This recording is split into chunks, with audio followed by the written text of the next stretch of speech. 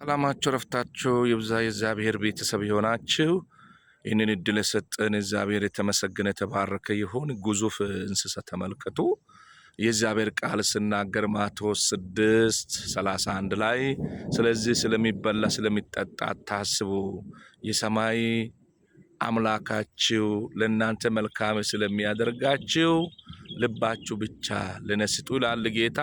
ስለዚህ ዛሬ ስለሚበላ ስለሚጠጣ የምትጨነቁ ሰዎች ማቴዎስ 6:31 ላይ ሄዳችሁ አሕዛብ ናቸው የሚጨነቁ፣ እናንተ ግን በእኔ ያላችሁ አትጨነቁ፣ እናንተ ግን ጭንቀታችሁ በእኔ ላይ ጣሉ ይላል።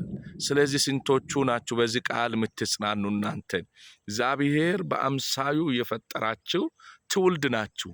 ስለዚህ ዛሬ ጠላት ወንድሜ ኢቴ አንተን እኔን ዛሬ በእውነት እግዚአብሔር በእኛ ላይ የሚሰራውን ስራ በእውነት ለማየት ዛሬ አንተ እኔ ከጭንቀት ወጥተን እግዚአብሔር ይህን ነገር ትችላለህ፣ እንስሳውን የምትመግብ አምላክ እኔን መግበኝ፣ የሥራ በርን ክፈትልኝ ማለት ነው። ሳሩን ተመልከቱ። እጅ አሁን ለሚበላ ለሚጠጣ አታስብም። በደንብ ነው የምትመለከተው። እንግዲህ እኔ እዚህ ጋር ጌታ ረድቶኝ ነው እንግዲህ አልተናከልም። ለዛ እንስሳም ስለሚያውቁ ለዛ ነው ወደ እኔ ማትመጣ። ሰዎች በኃይል ከጨውና ድንጋይ ሲወራወሩ ሮጣ ነው ልትጨፈልቅም ሁሉ ትችላለች። እኛ ግን እንግዲህ ከእንስሳ ጭምር ምንራራ ነን ቅዱሳን። ስለዚህ እሷም ይህንን ታውቃለች።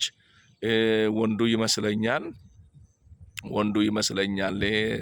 ስለዚህ ዛሬ በኢየሱስ ክርስቶስ ስም ይህንን ቪዲዮ ያያችሁ ሼር አርጉት። እግዚአብሔር ዘመናችሁን ይባርክ።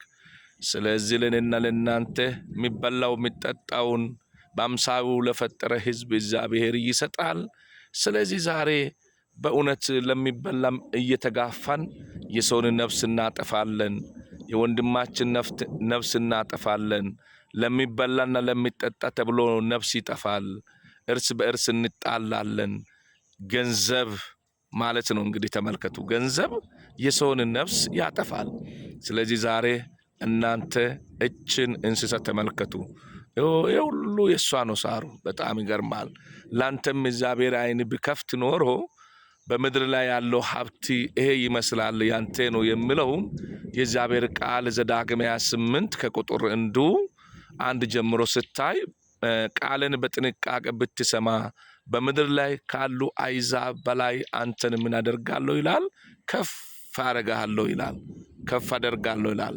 ስለዚህ እግዚአብሔር ከፍ የሚያደርገን ቃሉን ስንሰማ ብቻ እንደሆነ ልታውቁ ይገባል። ቃሉን ማትሰሙ ከሆነ በምድረ በዳ ላይ እንደሚንከራተት ሰው ሆናችሁ ትቀራላችሁ። ስለዚህ ወደዚህ ለመጠጋት ሊሞክር በጣም ይገርማል። አሁንም እየበላች ነው።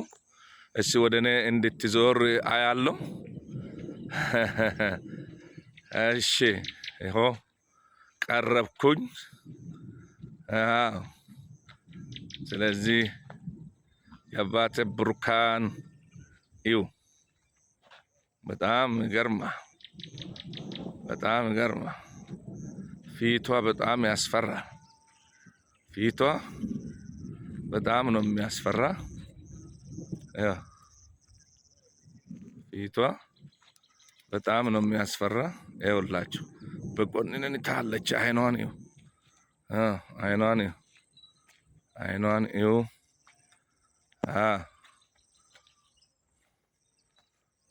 እዩ። ቦቃ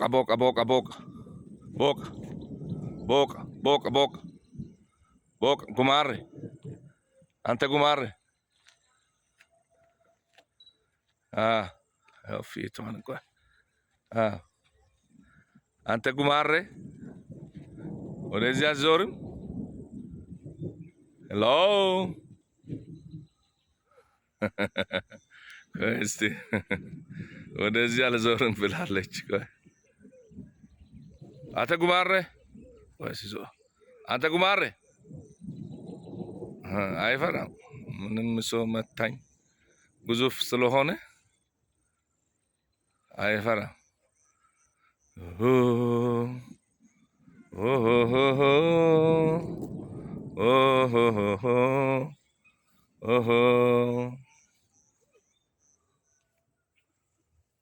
ዛሬ ይኸው አየው በጎን ያያል።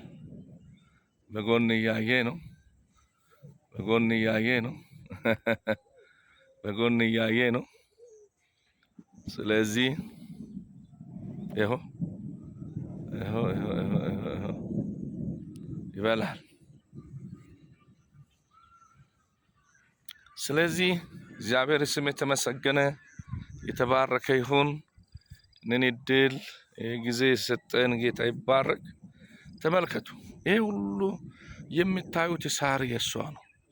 ለምንም አታስብም። ትበላለች፣ ትጠጣለች። እንደዛ ነው የኛ ህይወት። ከዚህ የበለጠ ነው የሚለው የእግዚአብሔር ቃል ሲናገር ዘዳግም ላይ ያለውን 28:1 ላይ ያለውን ይሁት። ስለዚህ ዛሬ ሰዎች በመራብ በመጎሳቀል ውስጥ ያሉ እንግዲህ የዓለምን ነገር አንጠገብም የሚሉ የእግዚአብሔርን ቃል ስለማይሰሙ ነው። ስለዚህ የእግዚአብሔር ቃል የሚሰማ ሰው ደግሞ መልካም ነው የሚሆንለት። ስለዚህ ወንድሜ ኢቴ ዛሬ ይህንን ስለዚህ እንደዚህ ካልኩኝ እሺ ፊቷን እናያለን ብዬ ነበረ። ፊቷም እያሳየች ነው። ፊቱ ይሄ ይመስላል። አይኗን ተመልከቱ። በጣም ከባድ እኮ ነው፣ ከባድ። ስለዚህ ጉማሬ ይባላል ለማታውቁ። ስለዚህ ሳሯን እየበላች ነው። ክብር ለኢየሱስ ይሁን፣ ክብር ለመንፈስ ቅዱስ ይሁን፣ ክብር ለአብ ይሁን፣ ክብር ለወልድ ይሁን። ስለዚህ ትዞርና ትበላለች ዝም ብላ። ስለዚህ የአምላካችን የእግዚአብሔር ስም የተባረከ የተመሰገነ ይሁን። ይህንን ሼር አድርጉት፣ ለብዙ ሰዎች እንድደርስ ሼር አድርጉት። ለብዙ ሰዎች እንድደርስ ሼር በማድረግ ጥርሷ የራሱ ምን ያክላል ተመልከት። ጥርሷ በስመ አብ አንድ ጊዜ ብቻ በአፏ የምታጭደው እኮ አንድ ሰው ተሸክሞ የሚሄድ ሳር ነው።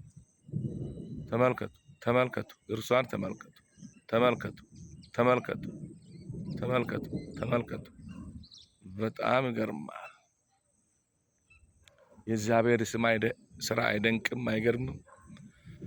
ስራ ይደንቃል። የእግዚአብሔር ስራ ይደንቃል ወንድሜ እህቴ።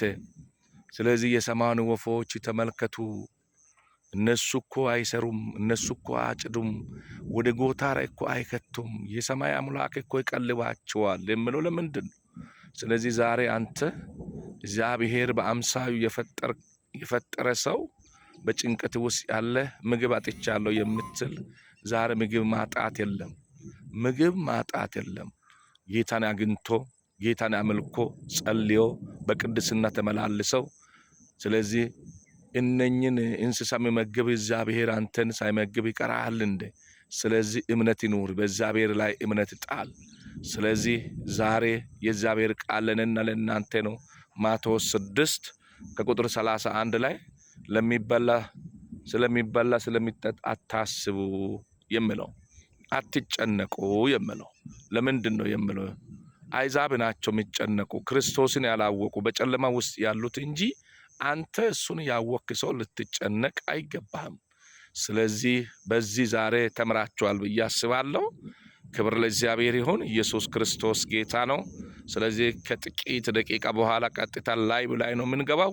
ቀይ ማብራት በዚሁ ላይ በቲክቶክ ላይ ካሳያችሁ ቀጥታ በመግባት ጸሎት ማጸለይ ትችላላችሁ። ክብር ለኢየሱስ ይሁን። ክብር ለአምላካችን ለእግዚአብሔር ይሁን። ይህንን ካለን እናንተ ደግሞ ይህንን የሰማችሁ በታማኝነት ሼር አድርጉ፣ ኮፕሊንክ አድርጉት፣ ለብዙ ሰዎች አድርሱት። እግዚአብሔር ዘመናችሁ ይባርክ። መልካም ጊዜ መልካም ሰዓት ይሁንላችሁ። ታንኪዩ። ተባረኩ። የአባተ ብሩካን እግዚአብሔር ይባርካችሁ። እንገናኛለን። እግዚአብሔር ስም የተመሰገነ የተባረከ ይሁን።